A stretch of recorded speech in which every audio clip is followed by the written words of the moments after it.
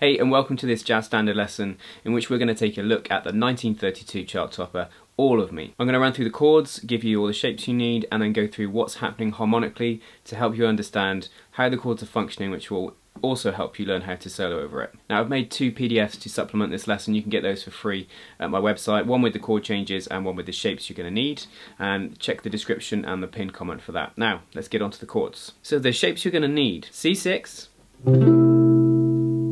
C6-9, C/E, D minor 7, D7, E flat diminished 7th, E7, F6-9, same shape as the C6-9 familiar, F minor 6. You may know that shape as D minor 7 flat 5, but it's an F minor 6 with the 6 on the bass. G7, A minor, and A7. So that's all the chord shapes you're going to need. Don't forget you can get the PDF for you to practice and learn those chords for yourself at my website. Link in the description. So that's the chords. What about the form and structure of this standard? Well, it's in A-B form, and it's 32 bars, which is, fairly typical for the time it was written. And if I put the chart on the screen, you can see we've got a 16-bar A section and a 16-bar B section. The first bars of both sections are the same, so it's just the last two 8 bars which are different. The next thing I always like to look at when I'm learning a standard for the first time is what key we're in, so what's the key signature, and what chords are in and out of key. So let's go through that. So looking there at the chart where you've got no sharps or flats, so in the key of C major. What chords would we expect to find in the key of C major? Well, we'd expect C major 7, D minor 7, E minor 7, F major 7, G7, A minor, B minor 7 flat 5, C major 7. That's the typical way people look at the C major scale being harmonized in seventh in a jazz context. But in the swing era, it was not really common to use major seventh as chord voicings for major chords. So that's chord 1 and 4, and instead to use sixth, so C6 or C6-9. So instead of this major 7 for C and F, you'd see either, I don't know, C6-9, F6-9, or just plain C6, F6 as the voicings for major chords. So that's just a kind of stylistic for the era of the swing era thing to be aware of. And it's not to say you won't see people playing All of Me with a C major 7 on the start, it's just maybe not in keeping with the context in which the song was written. Now, going back to my chart, all of the chords which are in key I've used Roman numerals for in the colour of red. So the chords that are out of key I've labelled in blue. So we've got D7 out of key because we'd expect D minor 7 as a 2 chord, E flat diminished 7th, and E7 because we'd expect E minor 7 in the key of C, F minor 6 because we get F major 6 or F major 7 in the key of C, and then A7, and we normally expect chord 6 to be A minor 7. So all those chords are out of key, which is a really important thing to grasp when you want to solo over it, because take a very basic premise. If you want to solo over a song, there's the key, it's in the key of C, you could use the C major scale. Well, yes, you could over the chords which are in key, if you like. When you come to these, you're going to hit some stumbling blocks because they're going to contain notes that aren't in the key of C. So it's very important to be able to look at a standard and just go, that chord's out of key, and understand why by the typical movements that keep happening with these out of key chords, which keep occurring again and again and again as you learn more standards. So let's have a think about what's happening harmonically. Let's do it in chunks of 8 bars. So we start on C6, chord 1, very stable starting point, and straight away we get our second chord, E7, which is out of key, followed by another chord out of key, to a chord in key, to chord 2. So we start from a very stable point. We have then nice movement via E7, A7, back to D minor 7. What are these out of key chords doing, and why do they work? The thing you want to grasp here is the idea of primary versus secondary dominance. When I put the scale harmonized in the of the C major key, chord 5 was the only dominant chord that I put on there because the 5th chord is the dominant chord in a major key. Now, if you see any other dominant 7th than the 5th chord in the key you're in, so in this instance G7 is the 5 chord of the key of C, then anything but G7 is classified as a secondary dominant. So the E7 and the A7 are both classified as that. Now, why use E7? We use E7 because E7 is the 5th chord in the key of A. So that provides a great move to this A7. Why use A7? Because A7 is the 5 of D, and the next chord is a D minor 7. Other ways it could look at this is the 5 of 6, because we're going to the 6th chord even though it's been changed to a dominant, and you could call the A7 the 5 of 2 because it's the dominant of the 2nd chord of the key we're in. I just think of them as secondary dominants moving to their kind of usual destination. So E7, if you've played enough songs, the next chord's probably an A of some description, whether it be A or A minor. And the same with how many songs have you played before it goes A7 to a D chord, whether it be D or D minor. So we've got chord 1, then we've got a secondary dominant. This dominant E7 is a dominant of A, then we move to that A, but we're going to a 7th, which goes to its 1 chord, which is D minor 7, which is the 2 chord of the key we're in. It sounds more confusing than it is, but really the upshot of this is learn your 5 ones. If you need to know all the 5 ones, you need to know that A7 goes to a D, that G7 goes to a C, and so forth. And it doesn't take too long before you can sort of retain that sort of information and spot these things on the fly when you're learning standards. So let's go through the next 8 bars. We've got E7, again, so that's out of key, A minor 7, chord 6, which is in key. Then we've got another secondary dominant, D7, so that's out of key. Then we've got 2, 5, which resolves back to 1 for the start of the next section. So what have we got going on here? That E7, which we had a minute ago in the first line, this time it goes to an A minor 7, but it's still fulfilling that 5-1, rule, if you like.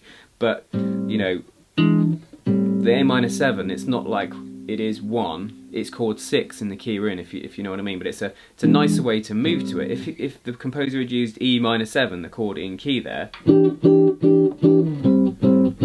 it sounds okay, but it doesn't have that same nice pull. So we've got a secondary dominant in E7 moving to A minor 7. Now typical movement, chords moving in fourths here. D7. D7 again is out of key, chord 2 is D minor 7, and that would want to go to a G7 because D is the 5th chord in the key of G. And what we do is we work our way to a G7 via making the 2 chord D minor 7 and G7. Now this N bit here is a 2-5, resolving back to 1 for the start of the next section. So let's listen to that whole A section.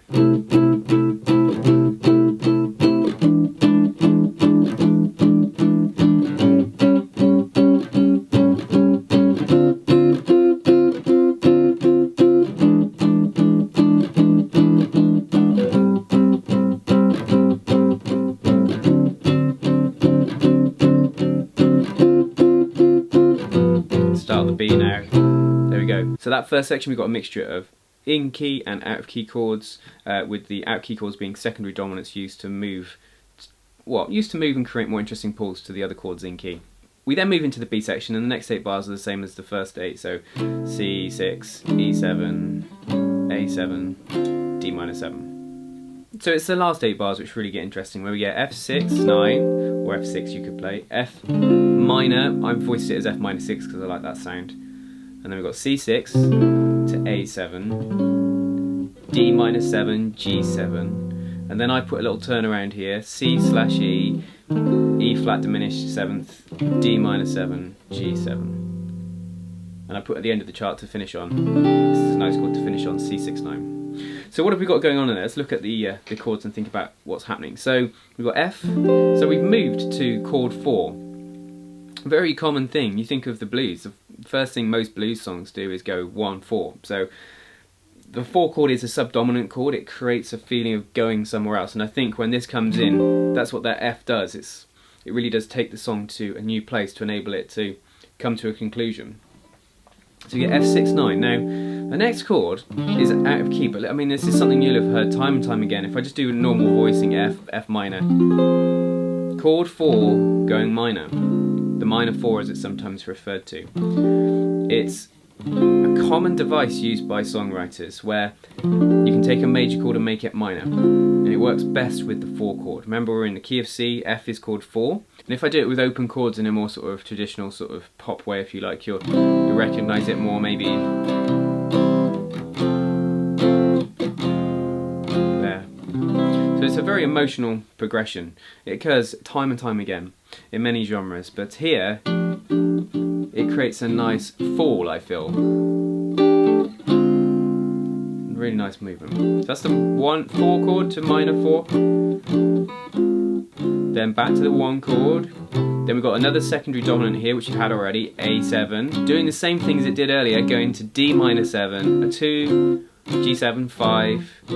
Then we're going to go back to C. And I've used C/E. And we'll come to that in a second. So some nice things you can do here though. That C to the A7, you can kind of go, that's a very typical thing. So like F minor 6, and then go C6, B7, B flat 7, A7. I'm using the same shape as the A7. Has a nice 4 then. Like that. And then 2, 5, 1. Now the turnaround I've done, there could be so many different things here. You could have a 1, 6, 2, 5. So C6, 9 here, A minor 7, D minor 7, G7. But I wanted to do something with some nice movement in the bass. So I've got this C/E, a chord I first encountered from Jimi Hendrix, really, to be honest. But it's an inversion of the 1 chord. So it's a C chord with the 3rd in the bass, C/E. And then this next chord, E flat diminished 7th. Has a nice pull. Is a nice pull to this D minor 7, nice 4 down, 2, 5, which sets us back off perfectly back to the 1 chord to start everything off again. Roman numerals wise, we call that 4, 4 minor, 1. Then this is a secondary dominant, so I put a 5 on there, 2, 5, and then this would be 1, but in first inversion, flat 3 diminished 7th. 2, 5. So far we've covered the chord shapes, we've covered the form, we've covered what's going on harmonically. The last thing brings me to how do you practice this, and what should you go away and do from this video. And the first thing I'd always do when learning a new standard is listen to lots of versions, and I'm going to just suggest 2 to you today. Sidney Bechet's version, he does play an awesome solo on that, really emotive playing, amazing vibrato that he had.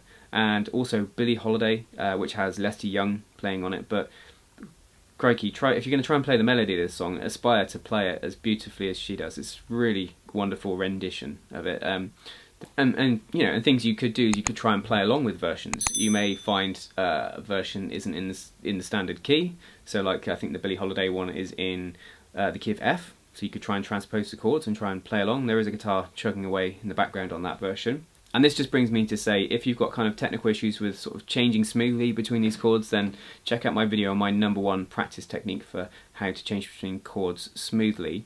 And if you'd like to learn another great standard like this from this era, then check out my video on Take the A Train. Thanks as ever for tuning in. Leave me a comment, give me some feedback on today's lesson, or if you've got any questions. Don't forget you can get all the PDFs at jazzguitarwithandy.com, link in the description and the pinned comment.